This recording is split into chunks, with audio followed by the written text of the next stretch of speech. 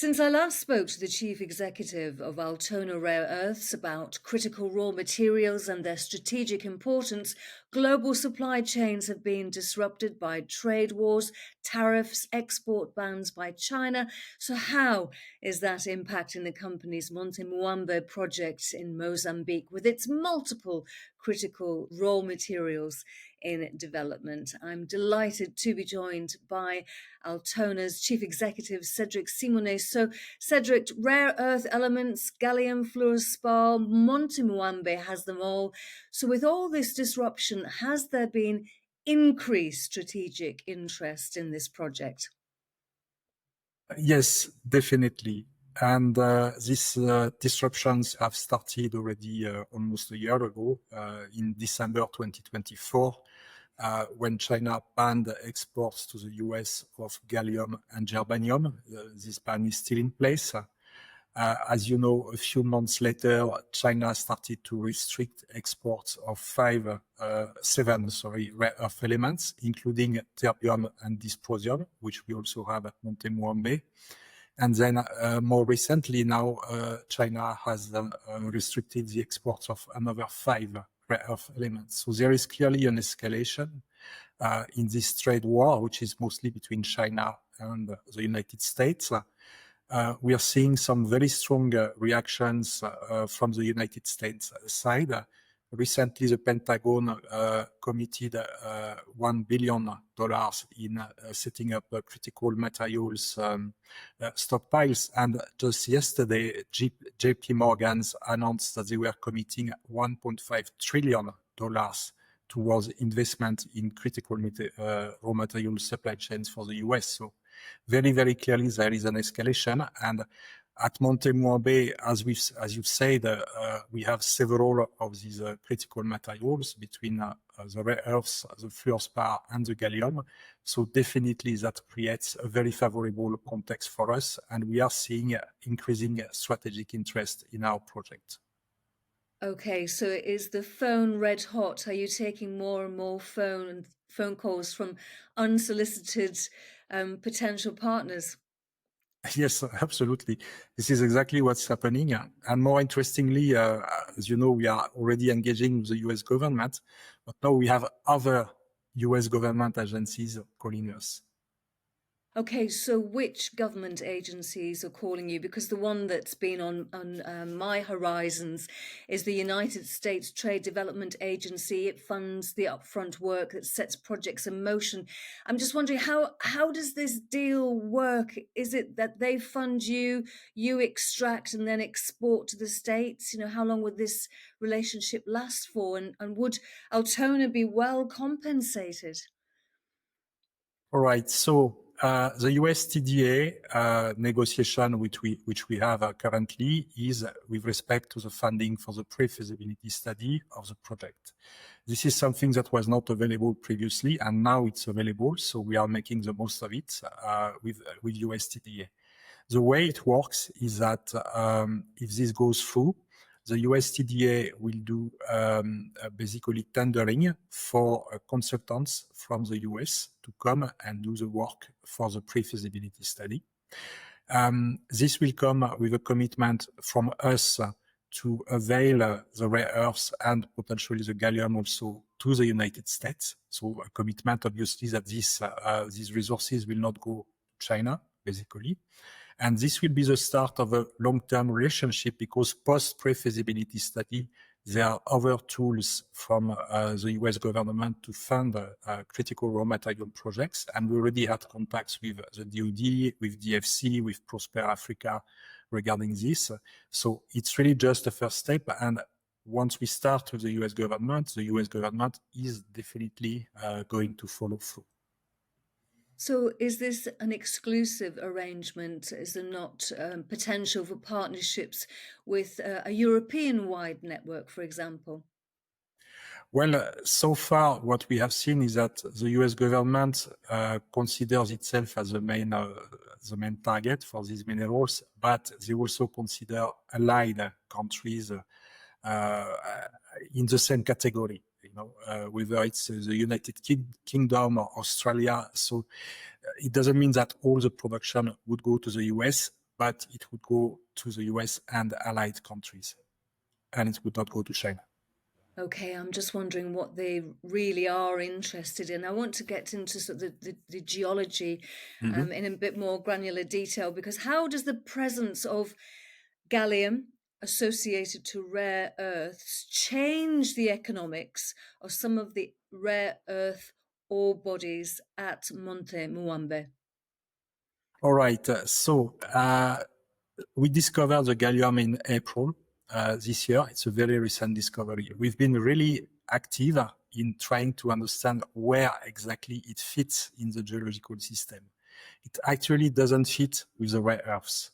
There is a little bit, we said initially there's a bit of gallium with the rare earths, but what we noticed is that the gallium is very closely associated to the fluorspar, to an extent that we've been able to use gallium as a pathfinder to find more fluorspar. And the latest announcement that we've had about the mineralogy, the metallurgy of gallium shows us that the gallium is contained in a mineral called feldspar, not fluorspar. And when the feldspar is just next to the fluorspar, that's where the feldspar is enriched in gallium. And this is really very interesting because, as you know, we want to mine fluorspar. When we are going to extract the fluorspar ore to process it in a flotation plant to extract the fluorspar, the gallium is going to end up in the tailings. But because we've removed the fluorspar, the gallium concentration in the tailings will be higher than in the original ore. So it gives us a first step of concentration of the gallium for free, just as a consequence of the fluorspar extraction. Now we still need to do metallurgical studies to understand how to extract the gallium from the fluorspar tailings. But so far, we are making progress. It's going in the right direction.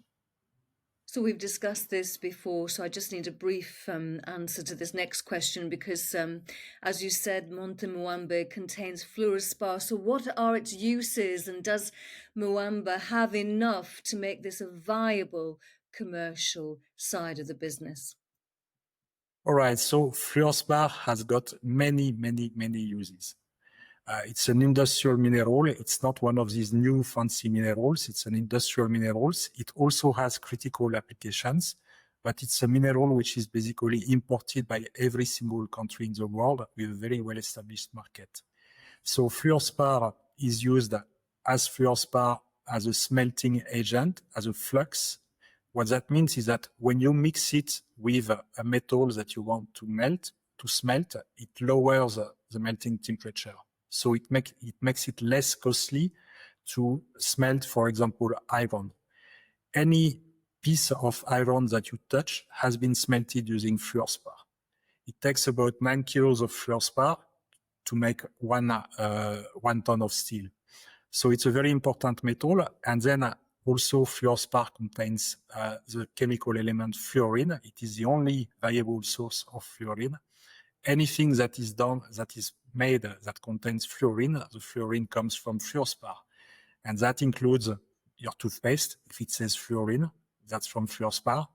That includes your non-stick frying pans. That includes many medications, many products. You can't imagine the chain.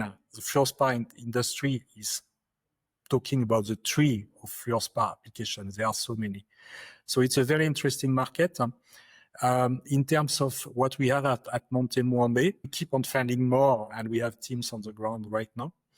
And so far, with what we see, we think we can produce 50,000 tons per year of acid-grade fluorspar. That means fluorspar that is used to produce hydrofluoric acid, which is the base for the fluorine industry. And to give you a little bit of a point of reference, the global market for fluorspar right now is about 9 million tons. Okay, so is it fair to say that fluorspar is actually one of the best commodity markets that very few people have heard of? Yes, and we are trying to educate people about fluorspar because it's actually a very nice market. It has the stability and the strength of a market which has so many applications everywhere in the world. If you produce fluorspar, it's very easy to sell it. When we started to publish analysis about our fluorspar project. We were contacted by many fluorspar traders with a lot of interest. Traditionally, China has been a large producer of fluorspar, but the mines in China are getting exhausted. So there is less and less production from China. At the same time, some of the other large producers of fluorspar, like Mexico, there are some threats on the mining industry in general that will also affect fluorspar. So we can see a situation where the supply of fluorspar worldwide is going to be under pressure. At the same time, fluorspar also has some critical applications. You cannot produce lithium batteries without fluorspar because the electrolyte inside the battery contains fluorine.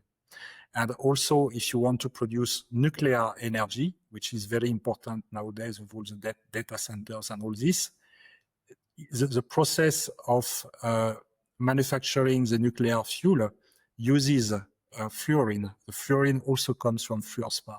So because of this exposure to critical mineral markets, there is a very high growth potential for the fluorspar market, which makes it, for me, one of the best commodity markets at the moment. Let's talk politics, Cedric, because just over a year ago, there was a general election in Mozambique. The result was disputed. There was post-election instability. Has that instability diminished? Because that had caused delays in samples and deliveries. And I'm just wondering, to what extent has that impacted Altona Rare Earth development curve? Right. So yes, just after the elections, this was a disputed election. The results were disputed, and there was a social unrest, especially in Maputo, in the capital city, but also in the rest of the country. This did not affect at all our operations on site. There was no impact whatsoever. However, in Maputo, where we process the paperwork for exports of samples, because of the unrest, some civil servants were not going to work. So yes, we had some delays at this time. But this unrest is not uncommon in Africa. It usually gets resolved quickly. In this particular case, it took about 3-4 months to get resolved, and everything went back to normal. At the moment, everything is absolutely normal. We have a lot of activities on the ground. We are exporting samples to South Africa, metallurgical samples, soil samples, no hiccups, no hurdles whatsoever. Excellent. Now, in August, the company raised about £851,000, and you participated in that round of funding, Cedric. This month, October, additional funds have been raised to pay off debt. So what does this mean for the balance sheet? How long will this cash runway last for, and what will the money be apportioned to? So the 850,000 pounds that we raised a couple of months ago are going to be used for operations. They are being used for operations, and they will see us through the scoping study for the fluorspar project, because this is our point of focus right now in terms of operation. The announcement that we made yesterday, for me, is very important.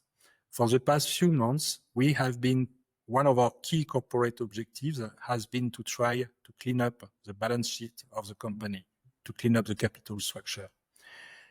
Yesterday, we announced that we raised 600,000 pounds. These 600,000 pounds are going towards the repayment of a debt.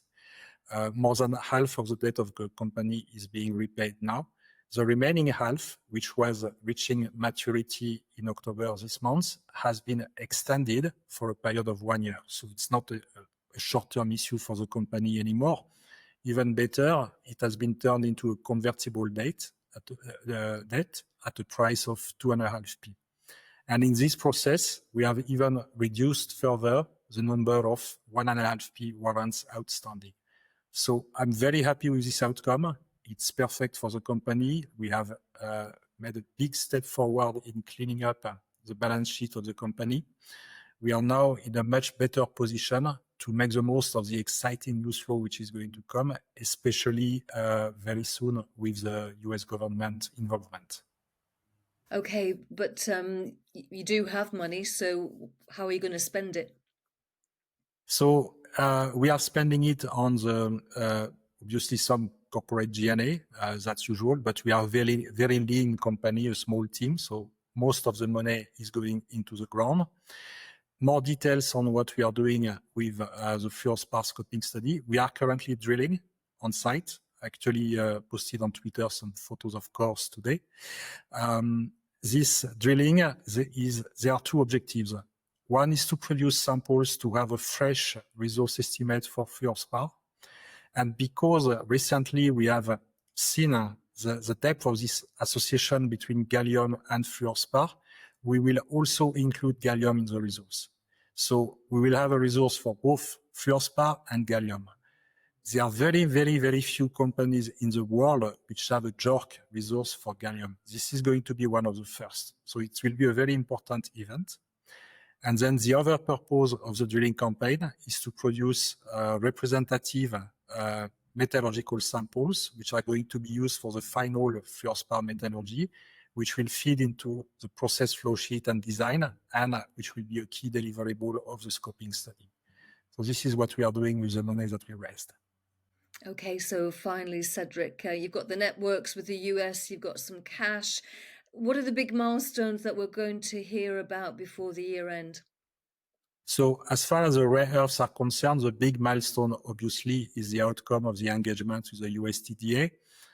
As you know, there is currently a government shutdown in the US, but still people are working, things are advancing, and I'm expecting we will have some news very, very soon on a significant progress on this angle, the USTDA. And then the fluorspar project is going to continue generating a lot of news flow. We are going to have drilling updates. We currently have also soil samples, which are being assayed at SGS in South Africa. And the results are going to tell us if we have possibilities to find even more fluorspar than what we have seen so far. And I'm very hopeful about this. And then very soon we will have an actual mineral resource estimate for fluorspar and one for gallium. These are very important milestones. In Q1, we'll have the scoping study. And if the scoping study is positive, then we will move into the definitive feasibility study. So definitely a lot of operational news flow from Monte Muambe. In parallel to this, we are progressing the commercial and financial angles for the fluorspar project. I'm actually going to Milan in a week for the annual conference of the fluorspar industry to meet everybody. Already a lot of meetings booked. It's going to be a very busy time. And I look forward to hearing the outcome of some of those meetings, Cedric, and I appreciate the time that you've spent with us. Cedric Simonet, Chief Executive of Altona Rare Earths, thank you very much indeed for joining us. Thank you, Sarah.